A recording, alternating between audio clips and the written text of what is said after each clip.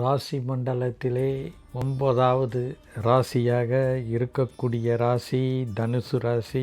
மூலம், பூராடம், உத்திராடம் 1ஆம் பாதம் நேயர்கள் இந்த ராசிக்குரியவர்கள். குருவின் ஆதிக்கத்தில் பிறந்த இவர்கள் மற்றவர்களை வழிநடத்துவதில் வல்லவர்கள். தலைமை பொறுப்பு ஏற்பதில் இவர்களுக்கு நிகர் இவர்களே. இவர்களுக்கு சனி பகவான் 29 மார்ச் வரை 3வது ஸ்தானத்திலும், குரு பகவான் மே மாதம் 14ஆம் தேதி வரை 6லும் சஞ்சாரம் செய்கிறார். எனவே முதல் முற்பகுதியில் இவர்களுக்கு நல்ல பலன்களையும் சௌக்கியங்களையும் அனுபவிப்பர். மே மாதத்திற்கு பிறகும் சனியினுடைய நிலை மாறினாலும் சுப நிகழ்ச்சிகளுக்கு பஞ்சமில்லாமல் இருக்கும். மன களிப்போடுவே இவர்களுக்கு காலங்கள் நகரும். பிறருக்கு தந்த வாக்குறுதிகளை எளிதில் நிறைவேற்றுவர். வாங்கிய கடன்களை படிப்படியாக குறைத்து கொள்ள யோகம் உண்டு. தொழில் வியாபாரத்தில் சிறப்பான வாய்ப்புகள் இருக்கிறது. கூட்டாளிகள் அதாவது பார்ட்னர்ஸ் உடைய அனுகிரகம் உண்டு.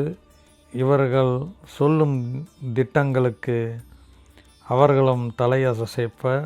மற்றவர்கள் ஆச்சரியப்படும் அளவிற்கு வளர்ச்சி இருக்கும்.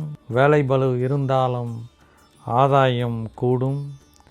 சக ஊழியர்கள் இவர்களால் நன்மையே நடக்கும். அதிகாரிகளுடைய ஆதரவு மிக சிறப்பாக இருக்கும். அசையும் அசையா சொத்துக்களை வாங்கக்கூடிய அமைப்பு ஏற்படுகிறது.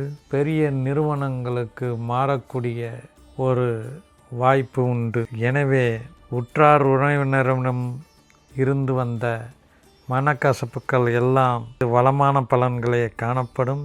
சர்ப்ப கிரகமான ராகு 4லும் கேது 10லும் சஞ்சாரிப்பது சற்று சாதகமற்ற அமைப்பு என்றாலும் சனியின் பலத்தால் எதையும் சமாளிக்கக்கூடிய சக்தி இருக்கும். வளமான பலன்களையே இவர்கள் அனுபவிப்பர். சனி 4ல் சஞ்சாரம் செய்வதால் இடையூறுகள், வீண் செலவுகள், தேவையற்ற நெருக்கடிகள், தாய் வழியில் தேவையற்ற கவலைகள், இப்படி பிரச்சனைகள் வந்தாலும் குருவின் அருளால் இவர்களுக்கு வளமான அமைப்பையே கிடைக்கும். சமுதாயத்தில் நன்மதிப்பு எப்பொழுதும் போலவே இருக்கும். தேக ஆரோக்கியம் கடந்த ஆண்டை காட்டிலும் கூடும். மருத்துவ செலவுகள் மறையும். மகிழ்ச்சி உண்டாகும். சுக வாழ்வுக்கு பாதைகள் தென்படும். திருமண வயதை அடைந்தவர்களுக்கு நல்வரன் ஏற்படும். கணவன் மனைவி இடையே இருந்து வந்த கருத்து வேறுபாடுகள் நீங்கும். காதலர்கள் திடீர் திருமணம் அமையும் வாய்ப்பை பெறுவர். பொருளாதார நிலை சிறப்பாக இருக்கும். சொந்த பூமி, மனை போன்றவற்றை வாங்கக்கூடிய யோகம் இருக்கும். எதிர்பார்த்திருந்த சுப செய்திகள் இவர்களை நாடி வரும். பண பிரச்சனைகள் தீரும். இதுவரை இருந்து வந்த வம்பு வழக்கு அமையும்.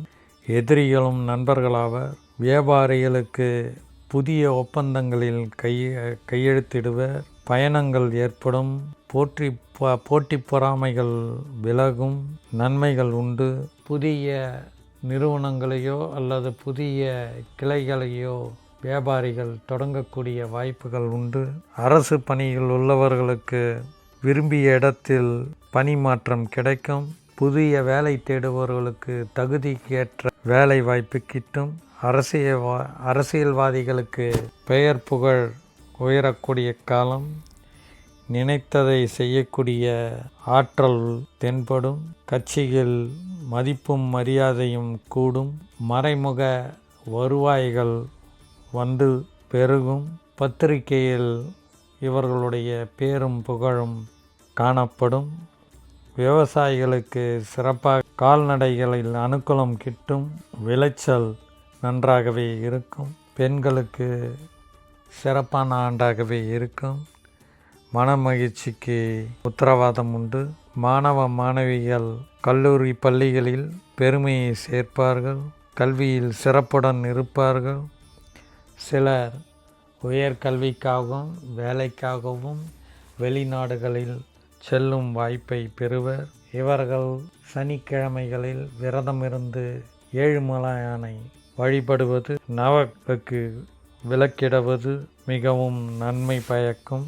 முதல் 5 மாதங்களுக்கு குரு பகவானை இவர்கள் வேழந்தோறும் தரிசிப்பது நன்மை பயக்கும். பொதுவாகவே இவர்களுக்கு ஆற்றலும் ஏற்றமும் மிக்க ஆண்டாகவே இருக்கும். 100க்கு 65 கூடிய அன்பர்களாக தனுசு ராசி அன்பர்கள் விளங்குவார்கள். எல்லா நன்மைகளையும் பெற இறைவனிடம் பிரார்த்தனை செய்வோம். ஜெய் விஜய் பவ.